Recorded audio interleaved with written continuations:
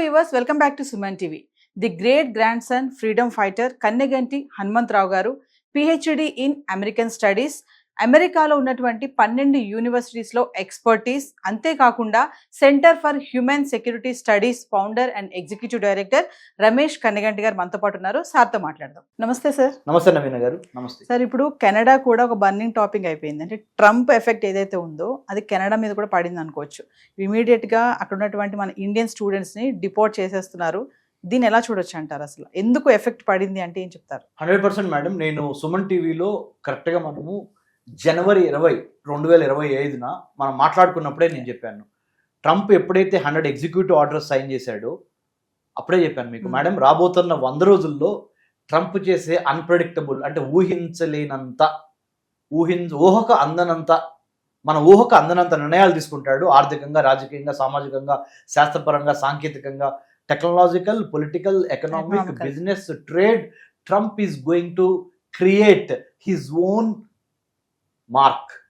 He will be a trendsetter, and also he does believe in doing things which people cannot even expect. So that is his way of taking decisions. That is his leadership style. So అది నేను అప్పుడే చెప్పాను. దాంట్లో భాగంగా I'm not surprised. 100% Donald Trump ఏదైతే చేశారో దాని పక్క దేశమైన కెనడాలో జస్టిన్ ట్రూడో ఇప్పుడు Canadian prime minister. America, Canada రెండు పక్కపక్కన ఉన్న నైబరింగ్ కంట్రీస్.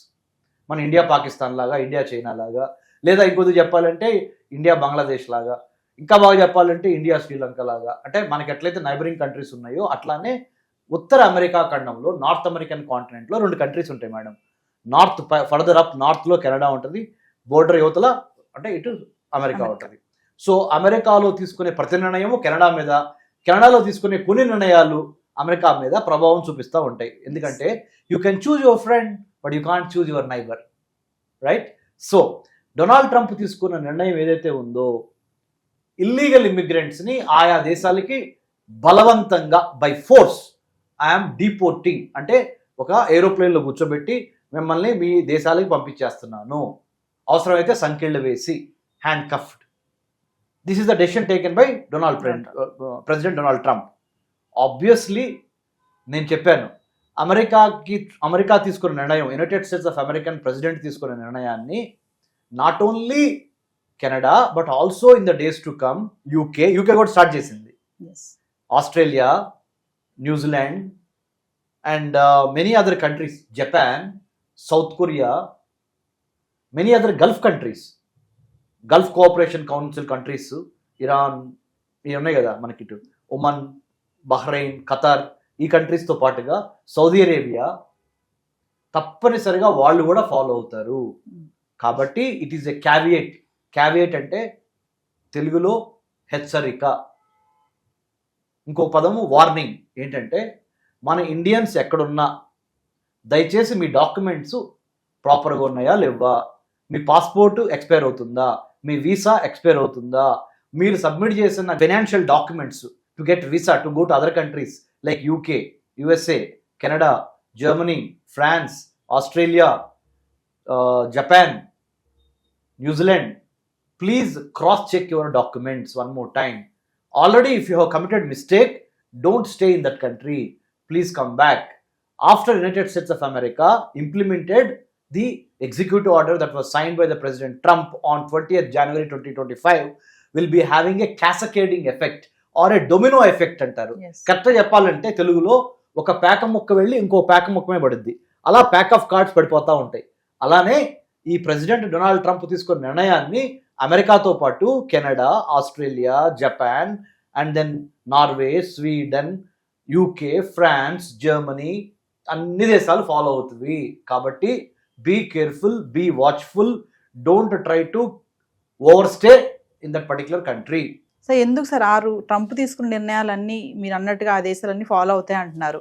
ఎందుకు ఫాలో అవ్వాలి? ఏంటి రీజన్ ఏంటి అంటారు? ఫాలో అవ్వకపోతే వచ్చే ఎఫెక్ట్స్ ఏంటి? ఎందుకు ఫాలో అవ్వాలి ప్రెసిడెంట్ ట్రంప్ నిర్ణయాన్ని వేరే దేశాలు?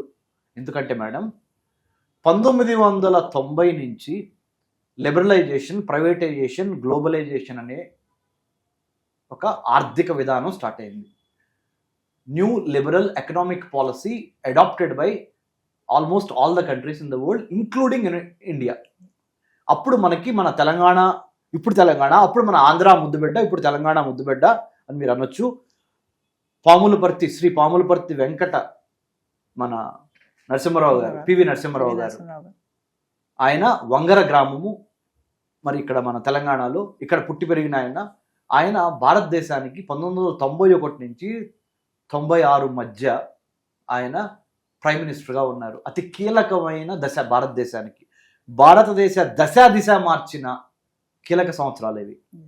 అంటే సంకీర్ణ ప్రభుత్వంతో ఎప్పుడైనా తుమ్మితే ఊడిపోయే ముక్కులాగా అలాంటి ప్రభుత్వాన్ని ఆయన తన యొక్క అపర చాణక్య నీతితో, చాకచక్యంతో, అంటే his state craft has been so powerful, so calculative, so strategic in nature, he could navigate the troubled waters then and bring prosperity to India, including the late Prime Minister Dr. Manmohan Singh sir, an exceptional individual and a fine human being, Dr.